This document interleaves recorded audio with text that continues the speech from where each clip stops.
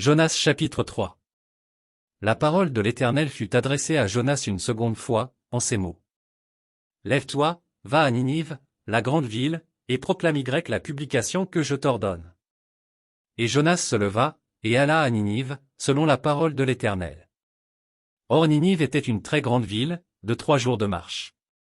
Jonas fit d'abord dans la ville une journée de marche, il criait et disait, encore 40 jours, et Ninive est détruite. Les gens de Ninive crurent à Dieu, ils publièrent un jeûne, et se revêtirent de sacs, depuis les plus grands jusqu'aux plus petits. La chose parvint au roi de Ninive, il se leva de son trône, ôta son manteau, se couvrit d'un sac, et s'assit sur la cendre. Et il fit faire dans Ninive cette publication, par ordre du roi et de ses grands, que les hommes et les bêtes, les bœufs et les brebis, ne goûtent de rien, ne pèsent point, et ne boivent point d'eau. Que les hommes et les bêtes soient couverts de sacs, qu'ils crient à Dieu avec force, et qu'ils reviennent tous de leur mauvaise voie et des actes de violence dont leurs mains sont coupables. Qui sait si Dieu ne reviendra pas et ne se repentira pas, et s'il ne renoncera pas à son ardente colère, en sorte que nous ne périssions point. Dieu vit qu'ils agissaient ainsi et qu'ils revenaient de leur mauvaise voie.